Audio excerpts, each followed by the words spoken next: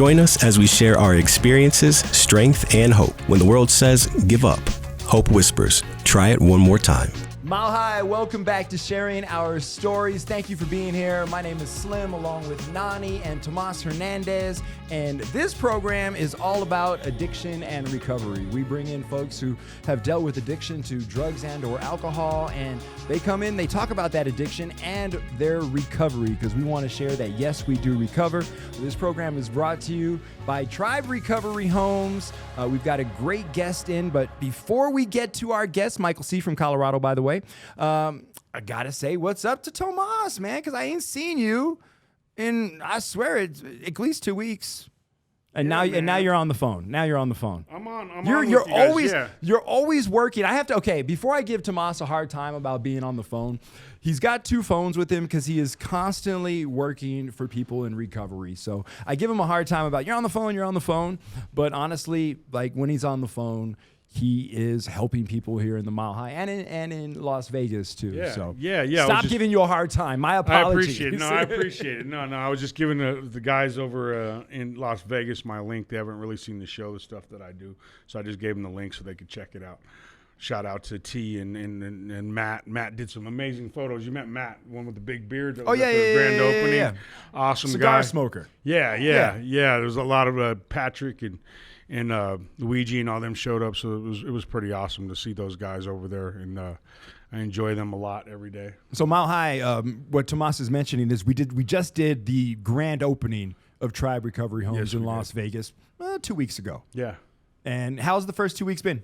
Oh man, it's still a lot of work. Yeah. So the smoke clears, and lights, camera, action's done, and everybody's kind of feeling like, oh, now we got to go to work. So. Contracts are coming in a little bit better. We had to clean up the gigantic mess that we made. I mean, we had about an average of about 120 to 150 people on average came through. I think we clocked about 375 that showed up that day coming through. For the grand opening. Yeah, okay. And that's just off the shirts that we gave away, about 375 shirts. You know what I mean? So 400 shirts, so give or take, you bring that down. A couple of people had doubles and I got a question for you. What is the first 2 weeks like in starting a recovery center? This time it was. What is the work that's going into it? The first 2 weeks was like when I first started Tribe ever in the sober homes was we were just putting paint on apartments and finding furniture. It's just like and then it's the same thing that matches in Vegas is you know what the abyss looks like. Okay. Are they going to come? Where are they going to come from?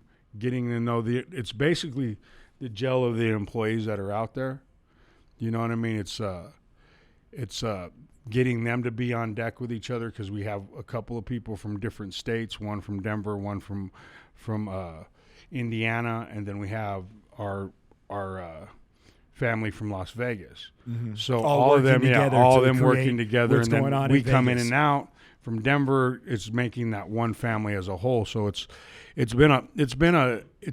interesting to watch, to keep everybody, on that. It's a lot of clerical work right now. Is what's going exactly. on. So in the future, how many people, like when you get your first home going, how many people do you expect to help in like the first 90 days? First 90 days, I mean, we have the outpatient treatment center, so we're shooting, we're going to outgrow that space really quickly, and we're looking for a lot of therapists. So, that range, I couldn't give you an exact number. It's going to be within, at least over 100 people that we're going to serve. Nice. Easily, intake at least that much. We'll see what the fits are because, that's also, we're a new brand. We're a pre and post incarceration company. So it's not like we're going to turn away help to people, but, we're going to refer back to the organizations that take some of the different populations that we don't serve. You know what I mean? So, And you're serving, like you said, primarily people that have been incarcerated. Yeah. So we're mainly focusing on those vendors to send us people, not just like open up with a sign out the general public. Yeah. Hey, come in. You're not advertising on the strip. Hey, you've got an addiction problem besides gambling. Come see us. Yeah. No, we're talking about people that are locked up. Yeah. In the Nevada correctional system. Yeah, we've been pretty pretty strategic on who our points of entry are. Just like Denver, you know what I tell them is, like the other day, everybody got a little frustrated. I said, this is not a Vegas thing. It's not a Denver thing. This is a tribe thing. This is a God thing. Mm-hmm. You know, this is, we stick to the script. We stick to what tribe does. We stick to that. We're going to be okay. We start trying to silo it in different states. You know, this is a brand of recovery that we do. We do it well, and that's it. That's all. This is God's company. This ain't nobody else's company. I'm just a guy that decides the signature on it. You know what I mean? We're doing God's work. We've picked our lane. We're doing it very well, and we need Denver just as much as we need Vegas. Vegas needs us just as much as Denver.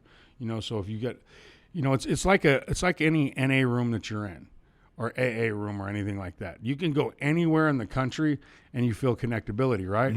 Because it's the same literature. It's the same concept. Same program. Yeah. Same traditions, everything. It's the same thing with business. If you want to have a successful business, you got to have that. Tribe is what you're saying is tribe is going to be the same in Vegas as it is here in Denver. Exactly. You know, you don't and try when to you expand to California, same goal, exactly, same goal. Exactly. You don't reinvent that process, but what's great about it is if you go to a conference in recovery, what we're producing, it's about culture. I could walk into a meeting anywhere in the country and get a hug and a greeting from the same people that we're going to read the same paperwork. It's the same thing everywhere. If I need a cigarette, if I'm going to go to the same Denny's Village Inn in a different town, you know, there's a meeting after a meeting. I'm still going to raise my hand who has more than a year, God willing, every day, one day at a time. You know, it's the same concept where we go from, and it's a beautiful thing if you keep those. That's one thing that's great about a recovery organization is keeping the concepts that I've learned, and that's what's made me, I believe, a good businessman, is keeping the concepts of recovery has got me really far. You know, using that mold and that brand that I've been taught to reinvent my life and igniting that into a business, it's second to none because it just keeps everything really simple and you can really concentrate on Well, I think the pathway of recovery is the story of all of our guests that come through and where they are today. Absolutely. Before we get to our guests, what we're going to do in just a moment, I just want to say thank you to you, Tomas, and to you, Nani, for the work that you guys do with Tribe Recovery. Mile High, if you want to learn more about them, go to triberecoveryhomes.com. Let's get to our guests because that's what this program is all about. We bring in a guest to share in their story, their addiction, their recovery, because we hope that by sharing these stories that somebody out there, it'll relate to them, it will help them, it will give them the inspiration to begin that pathway to their recovery. Or if you're a friend or family member, you can understand them a little bit more and maybe help them be there by their side in their recovery. So welcome to our guest, Michael C. from Colorado. Welcome, welcome, welcome, Michael. Thank you for being here. Thank you, Slim, for the awesome introduction. I really am a little nervous to be here today. But don't be nervous, all right? Don't be nervous. You've got Flamehead right next to you. He will protect you, all right? You got Nani right here. She'll keep me back if I'm like, what are you doing? It'll be my calming voice in the corner. Cool. All right. No, this is a real safe environment for you, and we thank you for being here. And we're going to turn the program over to you. This is your show from here on. Right on. And we want to thank you for being our guest, Mile High, our guest, Michael C. from Colorado, here on Sharing Our Stories. Awesome, man. Well, I just want to actually thank you guys for actually inviting me over here to tell my story, some that I've never done before. But one thing that kept ringing in my head from Narcotics Anonymous meetings was if somebody asks you to speak, you don't get to say no. So I like that. Hopefully I want to share my story, and hopefully somebody could relate as I once did to somebody else who I heard their story, and just a little nervous about it, you know, just because I don't want somebody, my boss or somebody, to hear something that makes them judge me about it. So I just want to say, if you do know me, don't judge me for my past, please. Just judge me for what I'm doing in my life today. Right. Yep. All right. You know what? And I do interrupt just how Slim says. Yeah. I've known of you, and I know your household. I know your kids. Yeah. There's nothing you need to apologize for. You're one hell of a person, one hell of a father, one hell of a husband. And the things that you've done, there's nobody in this world you need to feel beneath for the story you're about to tell. I just want the community to know that you are the comeback story, and there's nobody in this world could validate any judgment towards you. So Right on, man. Put that on the radio. Put that right out there. Yeah. Appreciate it. None but love. All right, man. Well, I don't know any other way to tell a story than to start at the beginning and middle and then end it. I was born 1989, New Mexico, Santa Fe, New Mexico. I was born to two just amazing parents. My mom, just an awesome individual, just a badass in her own right. She was, a civil rights activist as in her younger years. So I always grew up with Cesar Chavez and Corky Gonzalez, and she always had a big Che Guevara, thing on the wall. And she was just passionate about it, environmentalist. She was a protest kicking uranium companies out of New Mexico for the environment. And she just all around EMT driver, ambulance driver, firefighter. She was just amazing person, man. My dad, equally badass, rancher in New Mexico, one of the last real cowboys who just would live on the land and sleep in a tent and live in a cabin with no electricity or water and just a wood burning stove. So he's an interesting individual himself. I had a really good childhood. I was raised in the mountains of New Mexico till I was about 8. We just, hunted and fished. We had chickens, gardens, horses, beautiful land where natural springs would just come out the side of the mountain. It was like a little paradise there, man. So, I couldn't complain. It was awesome. Around 8 years old, my parents split up. They couldn't make it work. So my mother moved to Alamosa where we had some family. Had a cousin up there, some aunties, my grandma, and we moved to Alamosa. So we'd go back and forth. Dad's house in the summers, mom's house in the school year. And things went on like that for, till we were teenagers. That's kind of where, we started stealing my dad's weed because he was a big old pothead. And, getting into that whole scene. Started off with weed. Never really liked it that much, but I still continuously smoke it for some reason. And then I had an older cousin. His name was Isaac. He was a cool guy. Just toxic personality, He'd walk in the room and just life of the party.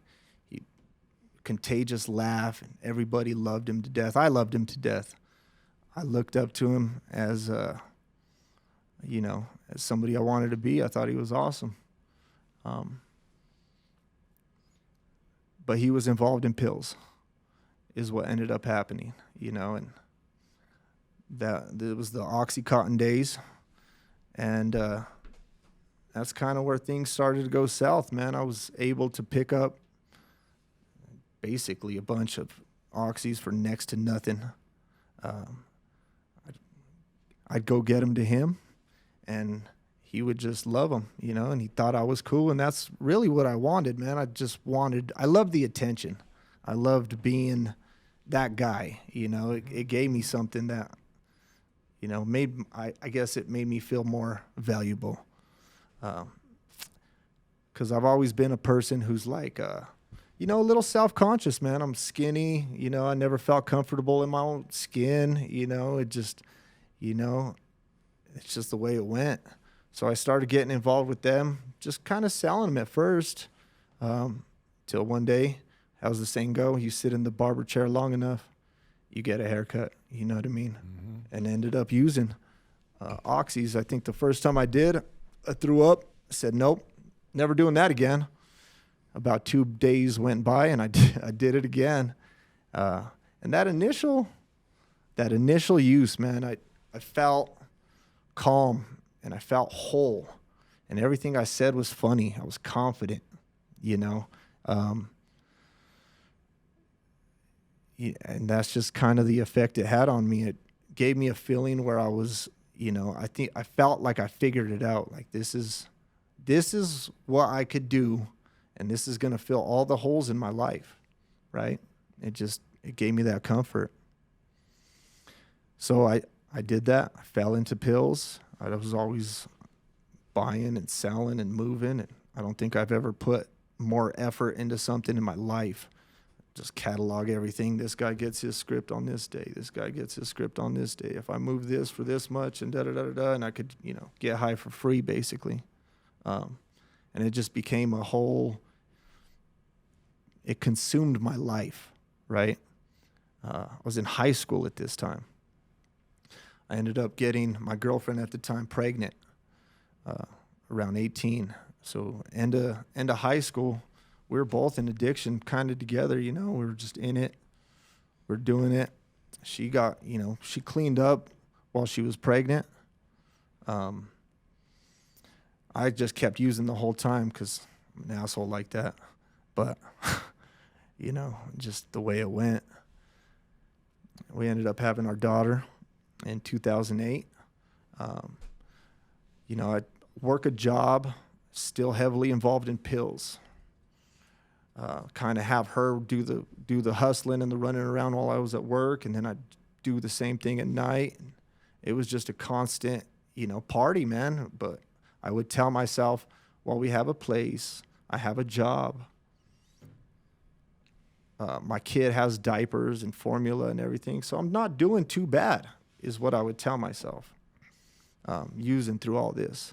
And it was fun, man. It was a party. I just, everybody would come by. I loved being that fucking guy. We'd all get high. We'd all get drunk. We'd just chill. Having a fucking great time, in my opinion, at the time. And then it was a couple years of that. 2000, it was Christmas 2009, Christmas Day. We had actually, we went to my mom's house for Christmas. And my mother was my world, man. She was just such an amazing person, like I said earlier. She was always there for me, the person I could call if I was ever going through anything. She'd never have judgment on me. She always had the right words. It wasn't uncommon for me to go over there, and all my friends are hanging out with my mom, and she's, giving one of her passionate speeches. She's just a beautiful soul. But that Christmas, she couldn't really wake up. She didn't have energy to get up and open presents. And she went to the doctor. We knew something was wrong. And she had told us that she got diagnosed with stage 4 breast cancer. And about a month later, she died. And it just had a profound effect on me, to watch her go like that. And from that point, any fun when I was using, it was gone. I wasn't using to have fun. I was using to numb the pain, progressively worse, increased everything. I was stopped showing up to work because I was getting so high. I thought I could just hustle my way out of it. Me and my baby's mother, we broke up because just things went south. I moved back into my mom's house with my little brother, we've been in addiction together our whole lives. We started at the same time. And I moved back in with him, man, and we just started hustling. We just started doing, making moves and picking up shit, moving it here and moving it there. And we were just little kids, man. We couldn't really handle the mortgage of my mom's house. We couldn't, pay the bills properly. We're just too far gone. Things were getting pretty hot in Alamosa. So my baby's mother decided to move to New Mexico with my daughter. She wanted to clean her life up. So I said, you know what? Alamosa didn't work out for us. I say we just cut our losses here. I tell my little brother this, let's just cut our losses here and let's move to New Mexico, man. We'll start over. We'll get a place in Espanola, New Mexico, where, we could just kind of fucking even out and go through, start again, basically. Lowrider town. Yeah. Lowrider capital of the world. Well, and then the funny thing is about Espanola is it's not just the lowrider capital of the world. it's the heroin capital of the world. Yeah. There's more heroin addicts there than per capita than anywhere else in the world. Exactly. Right? I did some outreach out there. Yeah, man. So that's where we went.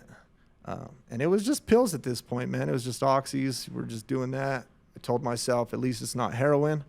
But I think we all know how that story plays out. Is it just goes, it progresses. Pretty soon we couldn't get oxys, and it just turned into heroin. So we just started. Well, we moved down there. We had the thought, right, that we're going to clean our lives up, get our life together. I think that lasted less than a day. You know, we were sick down there. It took us about a day to find somebody to sell it to us. So we moved on from that, and we just started going hard in Espanola. Finally, a friend we were hanging out with was like, man, you guys need to get on methadone. I think that would really help you guys out. Woke up one morning, went and got on the methadone clinic, and loved it, right? Just high dose of methadone every single day. I knew that if I had my $10, I didn't have to spend hundreds time searching for it. I just knew if I had $10, I'd get my dose and I'd be good for the day. And in my mind, you could just use on methadone. You could drink on methadone. You could, you're not gonna die, is what I told myself. So that's what we did. We just got on methadone, kept doing that for years, couple years. It brought a little bit of stability to my life because I was able to get a job at Chili's, so I'd work and we'd party and, have my kid over, and everything was like, I kind of felt it was a little bit balanced. You thought you were functioning. I thought I was functioning. Exactly. Yeah. I was like, you know what? This isn't so bad. I'll just, stay on this forever. But again, my baby's mom, she didn't want to live in New Mexico. Mm-hmm. So she says, she's going to move with her sister up here to Denver. And I was like, you know what, man, I'm all for that. So she moved up here to Denver. I followed with her, and same deal. I remember I was crossing the state line at the border, and I said, this is going to be a new beginning, right? I'm going to get off methadone. I'm not going to use heroin anymore. I'm not going to use anything anymore, and I'm going to, clean my shit up, clean my life up. And then that lasted for about a day. I get up here, I started drinking real heavily, real heavily. I stopped using heroin, probably just because I couldn't get it up here, but I did away with it. I stopped using that. Living up here in Denver, things started looking kind of good for a while. I was working. And then I think I started lowering my dose to try to get off methadone, and I missed my dose one day. And a friend of mine had said, well, I could get you some kind of pill or something to take the withdrawals away. And I was like, all right. We go to his house, and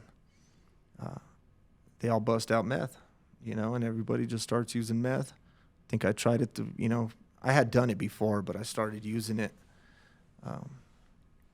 At that point, hated it. And then about a week went by, I called him back up. Hey, man, can you get some more of that? And my addictive personality, I just like to, go from one thing to the next. And if I wasn't feeling high enough, I just wanted to get high on something.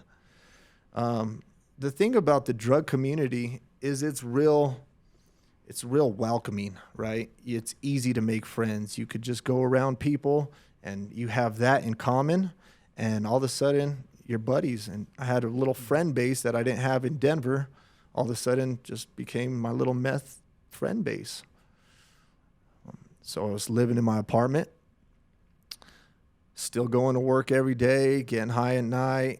And I was able to function decently well when I was just on methadone and heroin.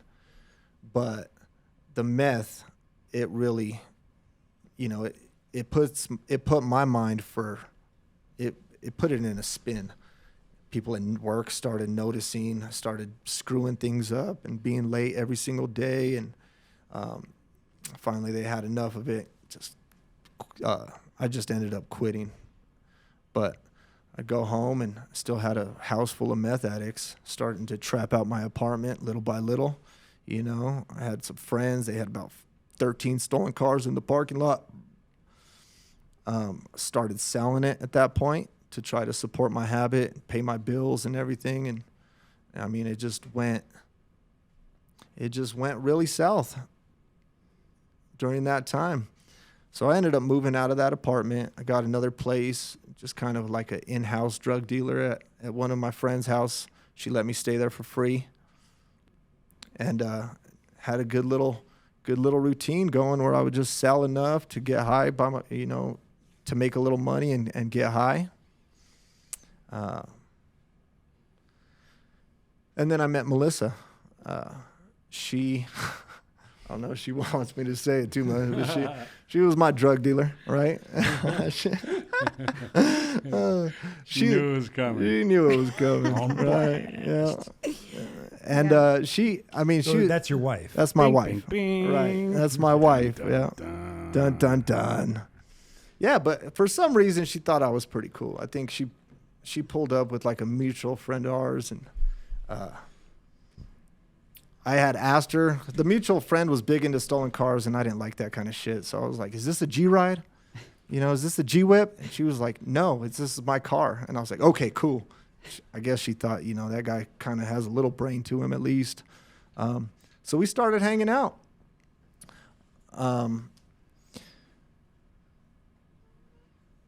We started, staying in hotels and doing the whole hotel thing, selling drugs in hotels and this, that, and the other. And I'd have my kids sometimes. She would have her kids sometimes. So we try to butter up and get a better place and get 5-star hotels. And we try to paint this facade, right, that we were decent parents and we're just going through some tough times. And, we keep it pretty low key around the children. But I mean, ultimately, all we were doing was just running amok, and it got pretty bad. I ended up, we were at a hotel, and I go to do a deal in the parking lot, and I sell to this chick. She jumps out the car. I jump out the car, and just 14 Denver police officers walk up to us. Just turns out that they were doing stings that day at all the hotels around that area. So I get to go to jail with about 90 other people and sit in the holding cell in Denver County for, I think it was like 36 hours straight. Thank God that happened, by the way. I'll tell you guys here in a little bit why. But, yeah, I got popped. I got on probation. That was the first time you got popped? That was the first time I got popped doing something major. Okay. I'd been to jail before, man. I got, a bunch of warrants for, stealing, boosting shit, little things like that, and kind of been able to skate away without ever getting any, serious felony charges or anything like that. But that one was serious. That was a serious felony charge for distribution. One of the times, this kind of plays into the story, but one of the times I was in jail, I was sitting with a guy in there that I knew, and we were talking about so-and-so, man, he's just messing up, and so-and-so is just doing bad, and so-and-so was doing really well until he started getting high again, and we were just sitting there, and we came to the conclusion, man, that it's such a simple thing. All you have to do is stop using drugs, right? If you just stop using, it sounds like a simple task, but it's so hard and complicated for somebody to actually achieve, right? And that was, one time, and that plays into the story in the future. So I ended up getting popped in Denver, and I got put on probation. And we ended up getting a house.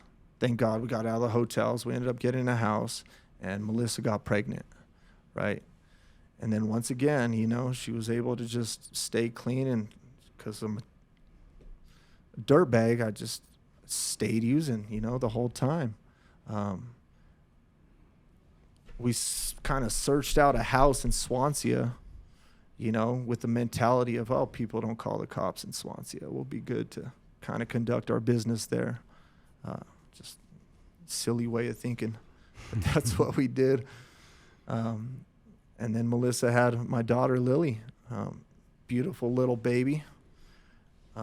She's just amazing kid from birth. She just smiled all the damn time. She was just so happy.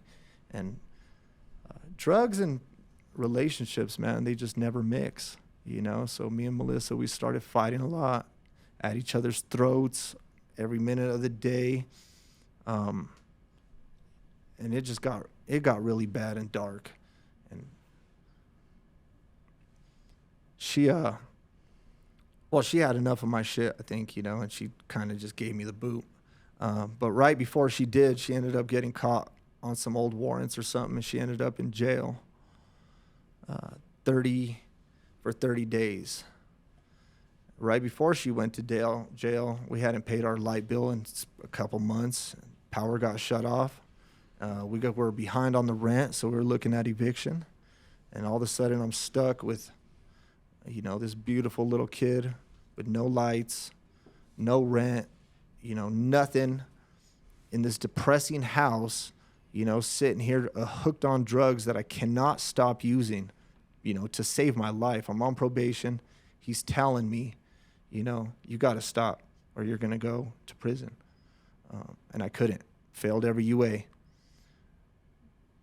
Dark house. No rent paid. Melissa's in prison. And I have this beautiful little baby. And for some reason, man, she's still smiling at me. It's just beautiful little soul who loves me to death for reasons I can't even fathom. And at that point, I said, I don't want to do this again. I don't want to put another kid through this. I gotta do better for myself. I just have to. Still wasn't the end of my run. I still, went out. Melissa ended up getting out of jail, and she said, all right, man, you got to go.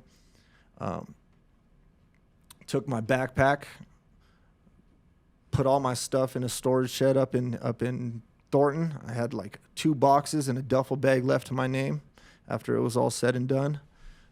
Went to my house, and I'll never forget it. My probation officer called me, and he's like, all right, October 13th, you got to go to rehab. There's no other option. That's where you're going to go. And I was like, all right, let's do it. So it was Friday the 13th, October 2017.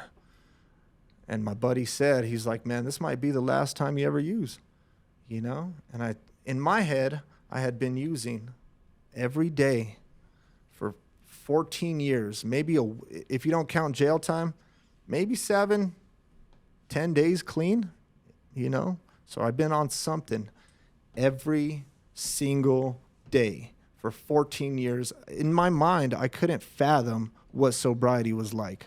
It just didn't make sense to me. So when he said that, it was kind of a depressing thing because I felt like, fuck, man, I don't think this is it. So Melissa, because she's awesome, and we were even going through all this stuff, she still came and picked me up and took me to rehab. And probation officer said, get there at 10:30. If you're not there by 10:30, you're done. So I got there exactly at 10:30, walked in with my duffel bag to TRT at Denver Cares.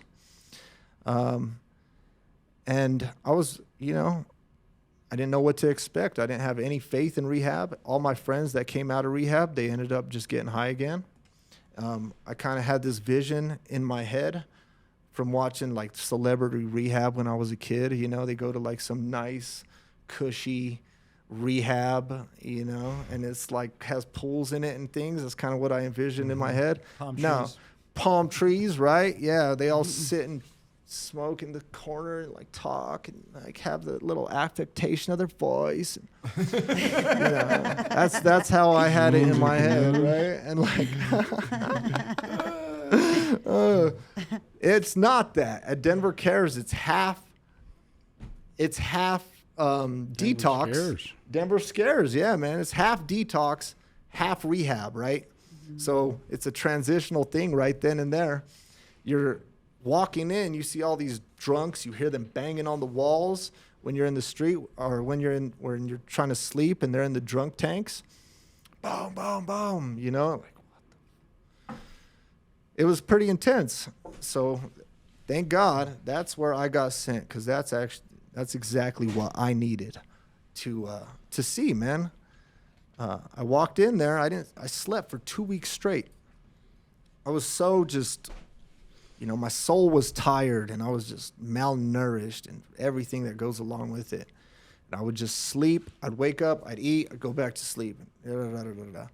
My buddy that I went in there with, man, he shook me one day, and he's like, bro, you got to start coming to these meetings, because if you don't start coming to these meetings, they're going to kick you out. You have to do them and get a signature on it. All right, whatever. So I started going to these meetings, right? AA and NA and CA. It was only 20 feet from my bunk, and just showed up there, and some profound happened. Like you start hearing, and it sounds cliche, right? But you start hearing all this stuff. Keep coming back. It works if you work it. I had little faith in rehab, but these people are saying that it works if you work it. What does that mean? How do I work it? Well, you got to do this, and this, and this, and this. Yeah. So the repetitiveness, I'd show up there every day. Somebody else would say some impactful things. I'm like, you know what? Maybe this will work. And some guy showed up. He told basically my same story. And I saw him leave in a Corvette, and I was like, there's no way, dude. And you could tell he told the grimy side of life, stuff that I've been through repeatedly. And he rolls off in a Corvette. All right, let's give this a try, right? So started going to meetings every single day. They said, what do you, they said, well, you do 90 and 90, right? I said, what's 90 and 90? You do 90 meetings in 90 days. I was like, no, I'm not going to do 90 meetings in 90 days. You break it down, you got so many hours that I used to dedicate to my addiction every single day. I could put an hour aside each day for my recovery, right? So I said, all right, I'll do that. I went and got a sponsor. My sponsor, he told me, do 3 things. Show up for work, show up for your family, and show up for your recovery, right? Keep it simple. Just do those 3 things and you'll be all right. And I was like, all right. And I had to learn to dumb myself down a little bit to accept that I didn't know anything. I became Forrest Gump, when he's getting yelled at by the drill sergeant. And he goes, what is your sole purpose in this army, Gump? To do whatever you tell me to, sir. That's what I did. Whatever you tell me to, man, I'll do it. And that's what he did. And I just kept it up. I heard this guy say once, he was like, when I got clean, that same guy in the Corvette, he said, when I got clean, man, things started lining up for me, right? They started just lining up over a little bit of time, and my life just, I don't know how else to say it than things lining up. And I remember thinking, yeah, maybe happened for you, but it's not going to happen for me. I don't have that kind of luck. So I got a job right across the street selling AT&T telesales. I hated it to death, but it was a job. I had to wake up at 8 o'clock in the morning, which was extremely hard because I couldn't get up before noon, so that kind of broke me into it a little bit. And then I started thinking kind of about my future, like, well, I don't want to do cold calls at AT&T anymore. I don't want to work at Chili's. I don't want to work, warehouses or whatever. And so I was smoking outside an AA meeting, and I kind of just mentioned, man, I want to get into welding or something. And they're like, here, it's a free welding class. Call these people, right? Things lining up. Right. And called the welding class. They said, this isn't a welding class at all. I was like, all right, well, what is it? They're like, it's pre-apprenticeship class to get into your electrical, your pipe fitting, sheet metal, or plumbing apprenticeship. I said, cool, let's do that. So I went and took this, for this 1 month class where they taught me all the basic math, where I hadn't been in school for 10 years. I didn't remember any of it, even though I was, decently good at math. They taught me that. We do a little electrical one day. We do a little pipe fitting one day. We do a little plumbing one day. We do a little sheet metal the next day. And it was, awesome. And then you get to pick which one you go into. So then I went and I showed up. I finished that class on a Thursday. I went and applied at the electrical apprenticeship on Friday. And then I had a job on Monday, and just went through it, man. Love it. It was so awesome. I couldn't believe that actually happened for me. And, the feeling I had just walking into that first job site, man, it just seems like something real basic. But to me, it was like I was playing Kevin Gates. That song Came Up. It just felt like I came up in the world. I was just strolling in there, on the bus, had this raggy tag little thing of tools. I don't have my license. I don't have my driver's license, which was a requirement to get into the apprenticeship. But I was like, man, I'm going to try it. What are they going to tell me? No? I could take no. I went and slapped my ID on the counter. Cool, welcome in. You're an apprentice now, lining up, right? Mm-hmm. Everything lined up. And I walked into that first job site, man, and I felt awesome. Right? Not making much money, but I just knew it would go somewhere. My bosses, they didn't really like me at first. They're like, this kid's on the bus. Nobody takes the bus to these places. He got some ragged tag little thing of tools, and I just didn't let anything get to me. If you needed something done, I'm on it. If you need this, I'm on it, Right. I get there half hour early every day because I never wanted to be late. So eventually they started saying like, damn, yeah, Mike's all right, he's cool. Desperation is the best power, right? Isn't it though? That gift of desperation, man. I just wanted to do better, and just once I got better, man, I said, this is how I'm going to live. I have to stay clean to live like this. And I did, man. I got into school. I was always really smart in high school, and it's one of my biggest regrets to not apply myself, right? In school, I was great at it. I would just fail, I would just do enough to pass my classes without even trying. If I would have applied myself, I probably would have got a lot farther in life.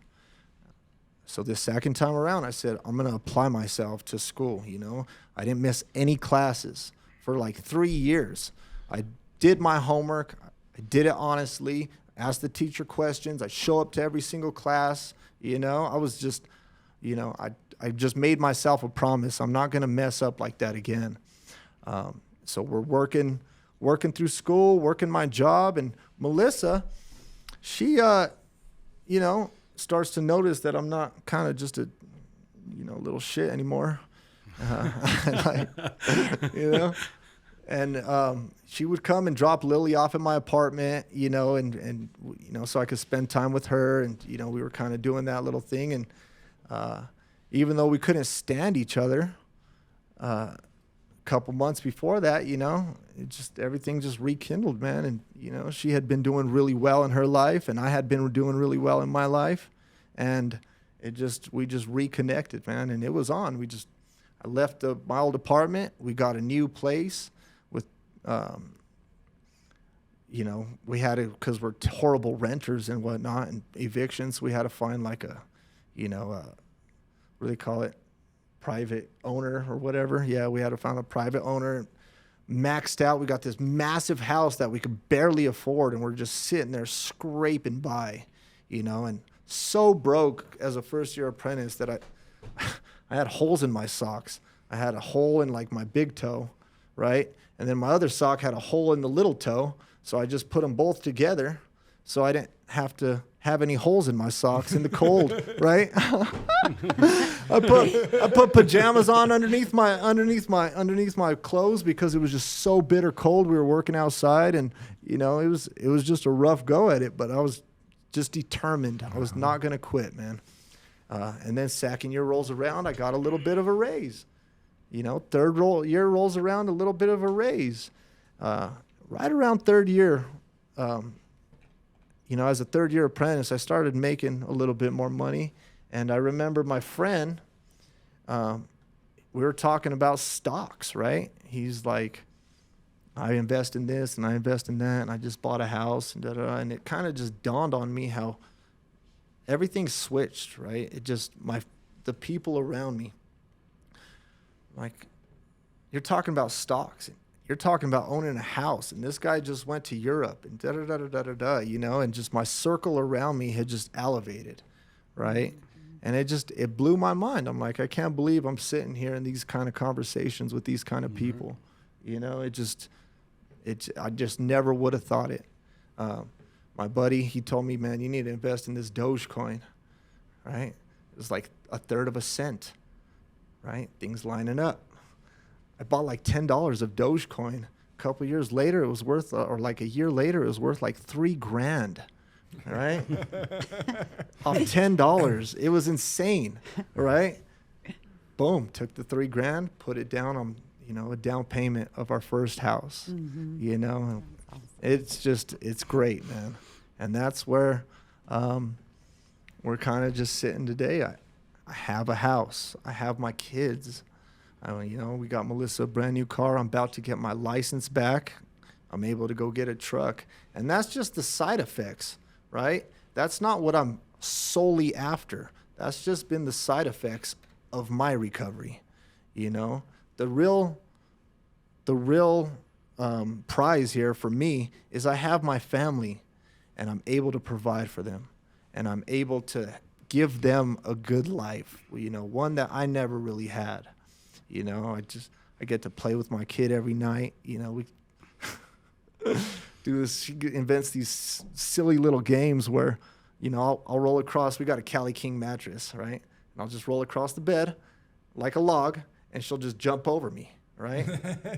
And she's just gotten so good at it that I just end up rolling back and forth for like, you know, hours, because she's just so good at jumping over me. So I had to invent this other thing. It's Crazy Blind Tiger, where I just kind of close my eyes and then snatch her up and body slam her, right?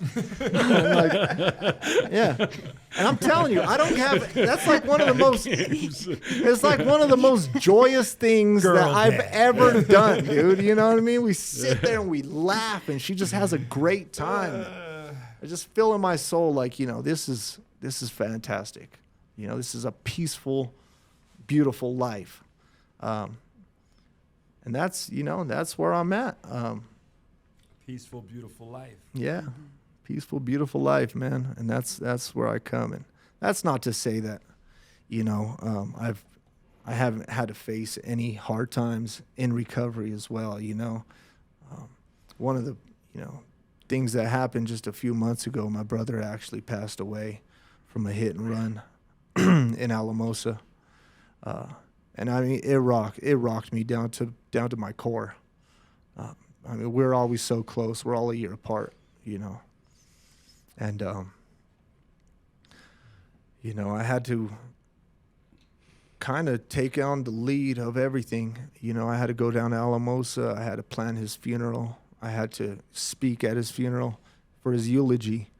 You know, it was something that was real rough, but it kind of made me, I'm glad that I was able to at least do that for him, you know. Clear eyes. Right. And I was able to be that person, you know. You know, we talk about it in Tribe and just in general.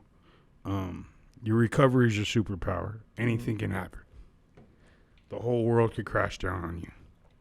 But as long as I'm sober and I'm clean, right, nothing can beat me. Yep. Because I'm going to figure it out. If I got a clear mind and clear shot, yes, sir. I can sit down with concepts. I could call somebody in recovery. I could think about it, and I make a plan. Mm-hmm. And I'm going to be okay. It don't matter what happens. Right. There's nothing I can't handle.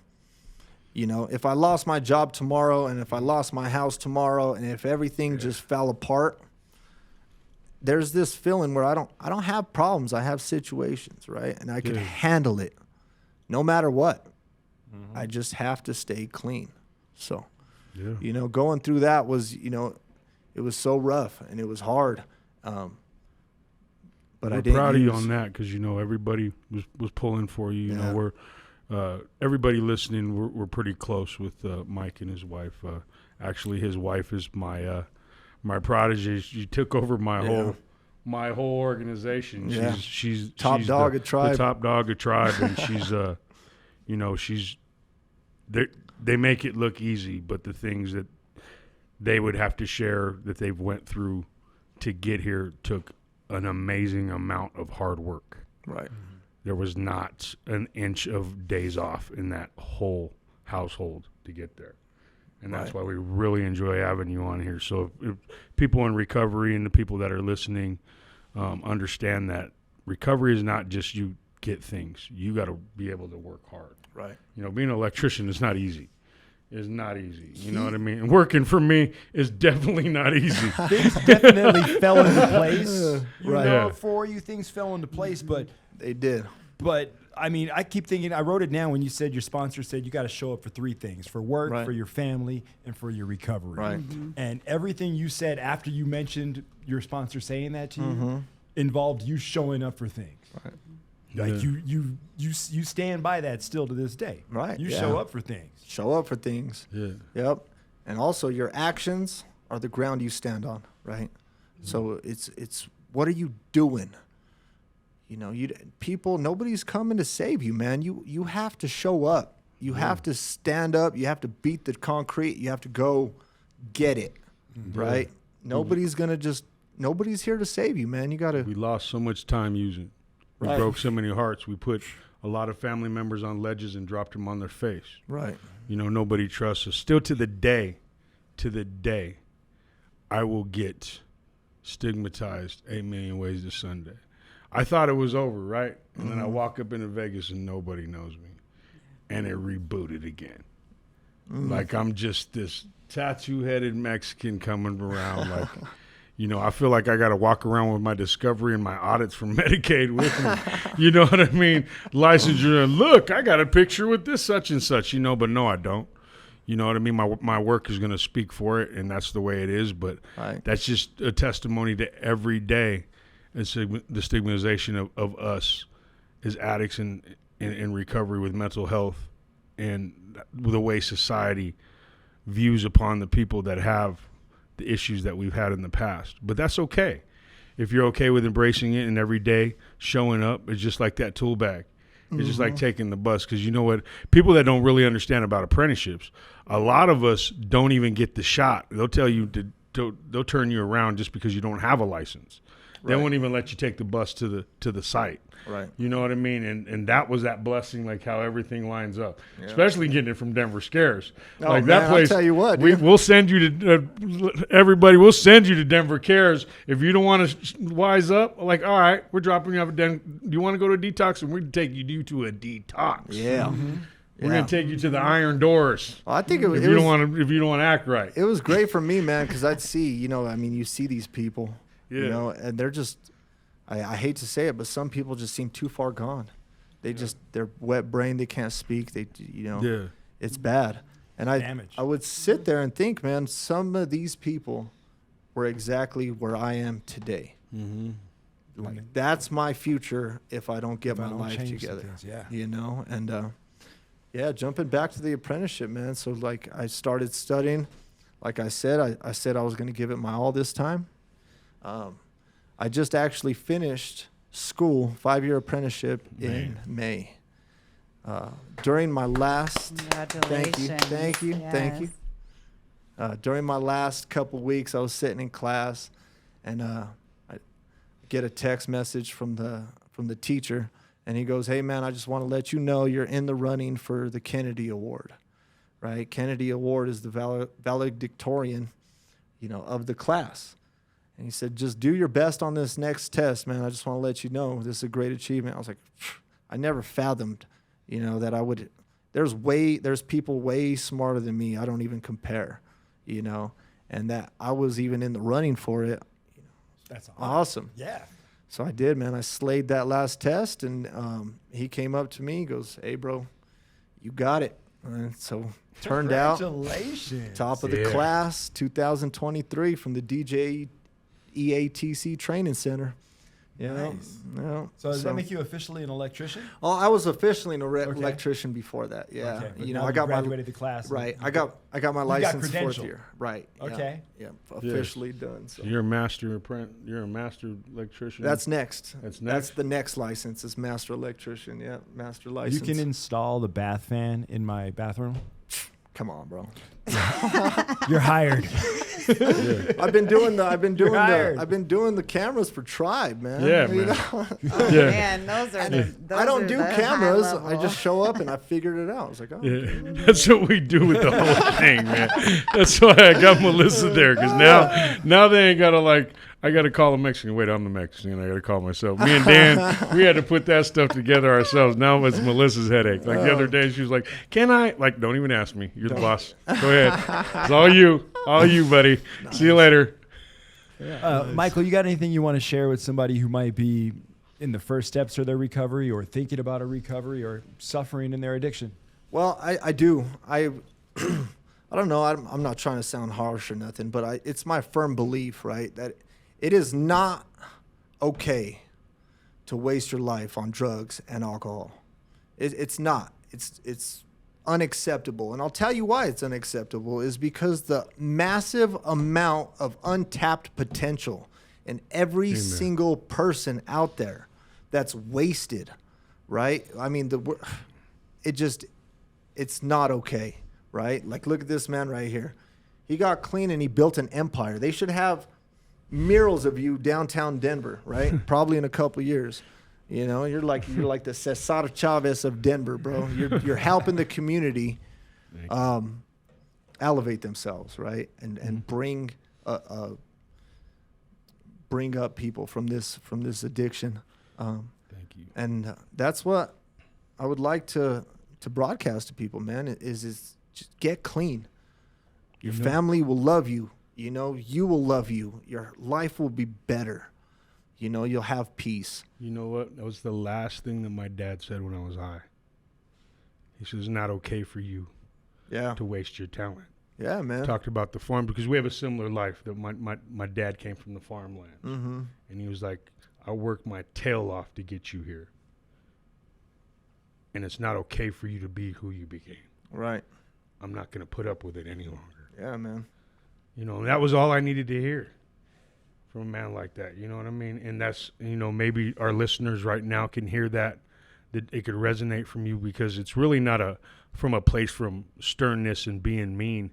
It's a place from love. I do believe that's where you're bringing that from, Mike. And, yeah, and it where is. I'm coming from, you know, it is. It's not okay to waste your life out there, because you've got so much potential out there. You know, like Nani, Slim, Ginger that's watching. Ginger's amazing, man. That girl's magic. Mm-hmm. Magic, man. I'm telling you, you know, the people that are in that office that just do amazing, amazing things. I could list off so many people in their hobby. Man, you know, Russ, Jeannie is just something off the chains. I mean, literally, our computer record systems are going to Betamax off of our company because of what her and Ozzy have done in the last. We've only been with ECW for like 4 months. They thought we've been with them for years, and they're Betamaxing off of what Jeannie's put together on that. And that speaks to what you're saying. You know what I mean? I have no idea what you're on. What this means is this. Trying to follow around So too. check it out. So like when you have a health record system, right? Yeah. We changed it to a health record system.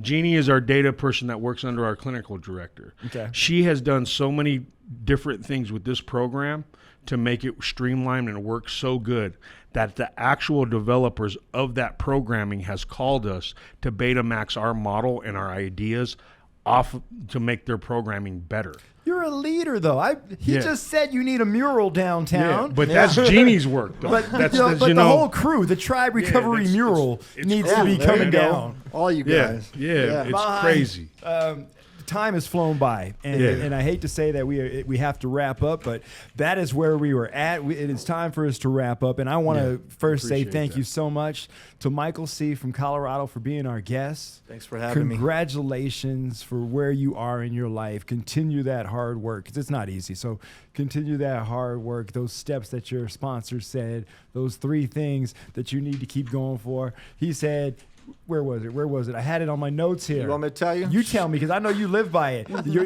gotta put 3: your family, your family, work, family, and your recovery. Show them up. Yep. Show up for work, family, and your recovery. Maybe that's Melissa's first shirt she needs you to make. Yeah. Show up first year reigning in. Can we make a tribe shirt like that, man? Come on. Yeah. Come on. Yeah. All right. Michael C. from Colorado, thank you so much. No pressure, Mahai, Thank this you, guys. is Sharing Our Stories. We will be back next week. This program is brought to you in part by Caring for Denver. We want to thank them for all the work that they do in the Mile High to make sure that you have access to recovery. And of course, it is brought to you by Tribe Recovery Homes. And if you're looking for recovery here in the Mile High and you don't know where to start, go to triberecoveryhomes.com or give them a call, 720-60-TRIBE, 720-60-TRIBE. And if they can't help you, they're going to put you in contact with somebody who can, because that's what it's all about. Thank you to Nani Al-Jalil. Say hi, Nani. Hi. She was so left out today. She was absolutely left out. That came back with my big mouth. Thank you to Tomas Hernandez, the entire Tribe Recovery family. And once again, thank you to our guest, Michael C. from Colorado. Thank you. Mile High, you can check out this program at flowdenver.com, at jammin1015.com. Please like, share, and subscribe. And we will see you again right here for another edition of Sharing Our Stories.